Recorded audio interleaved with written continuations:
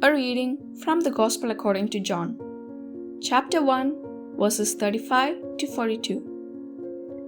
John was standing with two of his disciples, and as he watched Jesus walk by, he said, "Behold, the Lamb of God." The two disciples heard what he said and followed Jesus. Jesus turned and saw them following him and said to them, "What are you looking for?"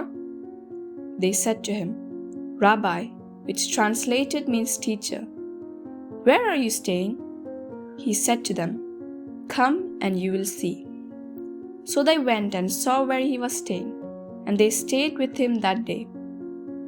It was about 4 p.m. Andrew, the brother of Simon Peter, was one of the two who heard John and followed Jesus. He first found his own brother Simon and told him, "We have found the Messiah," which is translated Christ. Then he brought him to Jesus. Jesus looked at him and said, "You are Simon, the son of John. You will be called Cephas," which is translated Peter. The Gospel presents the meeting between Jesus and his first disciples.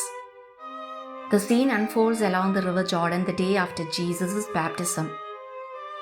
It is John the Baptist himself who points out the Messiah to the two of them with these words, "Behold, the Lamb of God."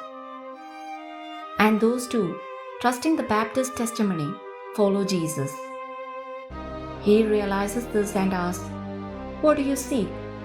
And they ask him, "Rabbi, where are you staying?"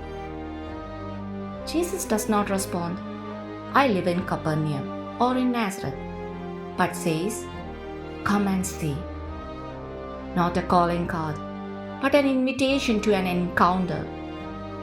The two follow him and remain with him that afternoon.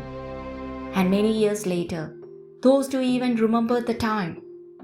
They were unable to forget this encounter that had changed their lives and were so happy and so complete. Then when they leave from that encounter and return to their brothers, that joy, that light overflows from their hearts like a raging river. One of the two, Andrew, says to his brother Simon, whom Jesus will call Peter when he meets him, "We have found the Messiah." They left sure that Jesus was the Messiah, certain. Let us pause for a moment on this experience of the encounter with Christ, who calls us to remain with him. Each one of God's calls is an initiative of his love. He is the one who always takes the initiative. He calls you. God calls to life. He calls to faith, and he calls to a particular state in life. I want you here. God's first call is to life, through which he makes us persons.